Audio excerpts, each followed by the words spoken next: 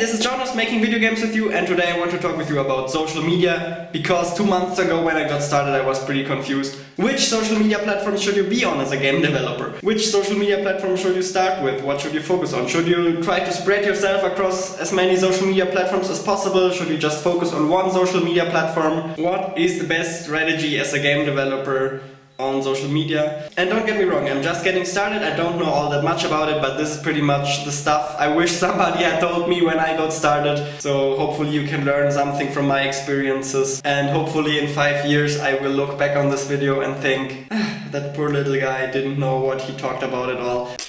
Is it necessary? Is it helpful to be on social media as a game developer, as a game designer? And from my experience I can say yes, it's absolutely insanely helpful. Firstly, the first thing you need to consider obviously is you want to get your game out there, and maybe you want to sell your game. That is not possible if people don't know about your game, and social media is essentially a free marketing tool. I mean, you get attention for absolutely free. Who would say no to free marketing? All it costs you is time. So is it worth it? Just from a marketing perspective, yes. And then on top of that, it can also help you to build a cool community, to get some really good feedback for your game, and to make your game absolutely awesome. I'm absolutely positive that my game would be a lot worse off if I weren't on social media, and simply the fact that I communicate a lot with my community and with other game designers via social media is a big plus. Social media takes a lot of time. Is it really worth it to spend all the time on social media? If you want my honest opinion on that, in the short run, nope. If you're looking for some quick victories, for some short wins, putting all that energy into social media might not be worth it, but I think it can absolutely pay off in the long run. If you have the consistency and the patience to post consistently over the period of 5 years, of 10 years, then I think it's gonna be absolutely worth it. Attention is everything nowadays. Social media essentially gives you free attention. Whatever you want to do, attention is always useful. If you want to get your opinion out there, if you want to make a difference in the world, if you want to sell something, whatever you do, having an audience, having attention is always super useful. In the long run, I think it absolutely pays off to invest your time in social media. In the short run, So first of all, let's start with the question, should you be only on one social media platforms, or should you try to be on as many social media platforms as possible? And there are kind of strong arguments for both sides. One side argues you need to focus on one, because if you focus on all social media platforms at once, you kind of spread yourself too thin. You can't manage all of them at once, and you can't grow all of them at once. If you focus on everything, none of them will grow. And I mean, yeah, it's probably kind of true. But then also focusing just on one social media platform alone is also kind of dangerous. What if that platform shuts down? What if there's an algorithm change and suddenly you don't get the traction or the attention that you're used to on that platform? So being on multiple platforms is kind of a safety measurement, and it also allows you to do a lot of cross promotion to your other platforms, which is why being on multiple platforms is also a good idea. So what should you do? Should you do just one? Should you do multiple? Honestly, I think there's a good solution, and that is focus on one social media platform. Try to make that your thing, and then be on the other ones as well. So the way I do this is I focus on YouTube. I want to grow on YouTube. That's my main platform. That's where all of my attention goes. But I still have Facebook, Twitter, and now also Instagram. And the reason for that is it just takes some time to grow a following on any social media platform. The earlier you start, the better, the more you can grow. And then at some point when I want to get serious about any of those platforms, it's way easier because I also have a little bit of a following. If YouTube suddenly shuts down or doesn't promote my videos anymore, I have some platforms where I can go, and you can still grow on those other platforms. The only thing you need to be careful about is that those platforms don't become ghost towns. Any social media platform you are on should be updated every now and then, at least once a week, so people can see you're still active. If they come to your account and they see, oh, this guy hasn't been online for 1 year, then it's really of no use, I think. So that would basically be my advice. Pick one social media platform that you want to focus all of your attention on, that you really want to grow on, and then go on all the other ones as well, and just, do a little bit, upload a couple of pictures, maybe one post a week. At least you get a little bit of a feel for the platform, you can grow a couple of followers. I think this approach makes a lot of sense. This is a good compromise between being only on one and spreading yourself too thin across all platforms. As a game developer, as a game designer, which platform should you start with? And for me the answer is one of the two, either YouTube or Twitter. Twitter is a really cool platform for game designers and game developers because pretty much all game developers are on Twitter. And that also means that pretty much all of the game critics are on Twitter, pretty much all of the big YouTubers are on Twitter. It's very easy to reach those kind of people via Twitter and to communicate with them. That's one of the biggest pluses of Twitter, I guess. In the gaming scene, there are just a lot of people on Twitter, and also the people who care about games, the people who review your games. It's a decent platform to start with. YouTube is cool if you feel comfortable with making videos, but that's not for everybody. You know, just writing a tweet every now and then and posting a couple of pictures is a lot more comfortable than standing in front of a camera and talking or stuff like that. And also YouTube is a lot more work. You need to put a lot more work into YouTube. Obviously the advantage of YouTube is you get a lot more engagement, you get a lot more active followers that give you really constructive feedback. This kind of stuff doesn't happen that much on Twitter. So both have kind of upsides and downsides. One of the two, either YouTube or Twitter. Then, maybe an interesting question is also, how do you grow on social media? I think you need to understand what social media platforms want. They want to make money, and what they need for that is they need people to stay on their platforms as long as possible. So what you basically try to do is help the social media platform to achieve that goal. Your job is to keep people on the platform, and if you do a good job at that, then the platform will promote you. The most important thing, in my opinion, is consistency. And I've heard this from a lot of other people as well. You need to be consistent. So for example, if you want to grow on YouTube, literally the best way to do it is to do daily uploads. That's why I do daily uploads. It's the fastest way to grow, and it's pretty much the same for all the other platforms, Twitter, Instagram. Post regularly and post often. That's the fastest way to grow. Otherwise you just need a lot of patience. If you don't post that often, then it will obviously take longer to grow. But yeah, as I've said, your goal is basically to maximize the time other people spend on the platform, and the better your content, the more time they spend on the platform. If your content sucks, then people will not watch it, maybe they will even leave the platform, and that's what all social media platforms don't like at all. Also, one thing to keep in mind is you need to be a little careful about linking to other platforms or linking to your websites from your social media. For example, if I post a YouTube link on Facebook, it gets absolutely annihilated because Facebook doesn't want you to go to YouTube. Facebook wants you to stay on Facebook. And the same goes for the other platforms. Twitter doesn't like it when you post YouTube links. But especially Facebook. Just in general, the organic reach on Facebook is absolutely terrible. On Twitter it's a lot better.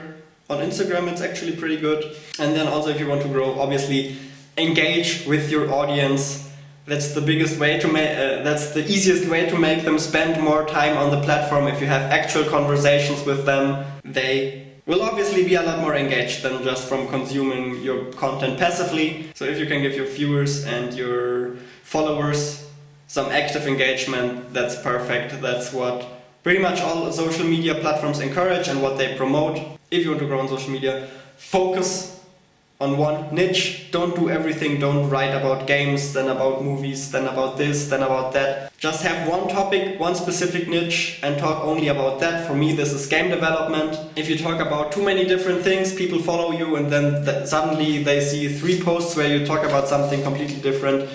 They're not interested in that, and they will unfollow you. Also, one thing you absolutely need to keep in mind about growing on social media platforms, that growth on any social media platform is exponential. Your followers don't grow in a straight line, but they go like this, like this, like this, like this, and then suddenly it explodes somewhere, or at least your growth speeds up faster and faster over time. So don't be too worried about creeping around with 50 followers, 60 followers. Because if you have enough patience and if you put out good content, then this exponential growth will start kicking in earlier or later. If it doesn't, then maybe your content isn't good, but if you make good content and you're consistent, you can probably rely on that exponential growth curve. I don't have too much experience with that. I can't tell you for sure that's true. I mean, I have a German YouTube channel that exploded to 5,000 subscribers without me having to do anything. And I didn't, as I said, I didn't even upload. So I pretty much got from 2,000 to 5,000 without uploading anything at all on that channel, which is pretty hilarious and which makes me confident that this kind of exponential growth will start to kick in on this channel as well and on my other social media platforms. You can't be 100% sure because who knows how those algorithms work. Nobody understands them. The only thing they're trying to do is maximize the time you spend on their platform because that means they can show more advertisement to their users and earn more money. So, one big social media mistake I see a lot of people make is they just use it to put out content. Maybe this works on YouTube a little better because people expect that on YouTube. I don't know how well that works on Twitter because why should people care about your latest screenshot? Why should people care about what you have to say about anything really? Your content needs to be absolute killer on Twitter. You need to make really cool GIFs, little videos, really cool screenshots. Maybe for a change, just don't use Twitter to put out content. Don't use Facebook to put out content. Use it to listen. Use it to listen what other people actually have to say. For example, what I did recently is I searched for RTS game on Twitter and saw all the people that talked about RTS games in the last week on Twitter, which is absolutely amazing if you think about it, and I just started to engage in conversations with them. For example, what do you think makes a good strategy game? Why do you like this strategy game that you talked about here? Stuff like that, and then you can get into a conversation. It helps you to learn about what you want to do. It helps you to find some people that are actually interested in strategy games. Some of them even tested my game, some of them gave me really cool advice, some of them followed me, so especially if you keep in mind that your growth is exponential. So even the little victories you have in the beginning will help you to blow up your channel a lot more in the future. And sometimes connections are just worth more than anything else. If you find somebody who really cares about your game and gives you a ton of useful feedback, you can find those people on social media. All you need to do is watch out for them, have a look, engage in conversations. When should you start showing your game? And my answer is pretty much right away. Why wait with it? It's actually pretty cool for your viewers to see how your game gets better and better, how the graphics improve over time. So I think there's absolutely no reason to hold back, especially when you're a small studio, a small developer. Every little bit of attention you can get is a plus, so start as early as possible. Also try to make your game look kind of okay as early as possible, so it's more shareable and watchable and consumable. Don't know if that's the best approach for every project, but I think for small indie projects it's the best approach to just put stuff out right away, try to get people interested in your game right away. Social media addiction. Because I can clearly feel I'm getting addicted to social media, I'm not even joking.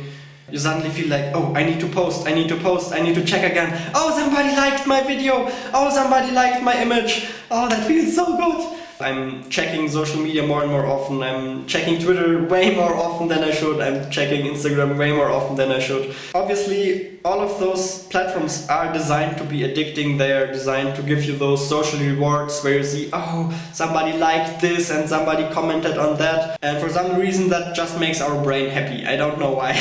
All I need to know is you actually need to be a little careful. The problem I'm having at the moment is I know that social media is super useful for me. It's a super useful tool that I want to use. It actually helps me to achieve my goals, to get me forward as a game designer, as a game developer. But at the same time, I also feel like I'm kind of addicted. So should I stop using social media? No, of course not. It helps me to achieve my goals. It also kind of makes everything more fun because every time you do something, you can share it and get instant feedback. That is just a cool feedback loop that pretty much makes everything more enjoyable. It wouldn't make any sense to quit social media. Maybe you have to set some boundaries, some time frames where you're not allowed to check social media. There are a lot of people who really destroyed their relationships because they constantly need to check their Twitter and their Instagram when they're with friends and they don't really care about their friends anymore. They just live in their phone. And it's not a super unrealistic scenario. Maybe if you haven't used a lot of social media, you might think, nah, this will not happen to me. But if you actually care about growing a following on social media, this happens way easier than you think. Whew. So that was my little rant about social media. I hope you found this informative and interesting. And as I've said, I hope I will look back on this in 5 years and maybe in 1 year and think, you knew nothing. And it's probably the case. I don't know all that much about social media. I haven't been a big social media user pretty much for my entire life. I just got started with it 2 months ago and I'm already super addicted. Yeah, so that's that. Make the world your playground. See you in the next one. Peace out.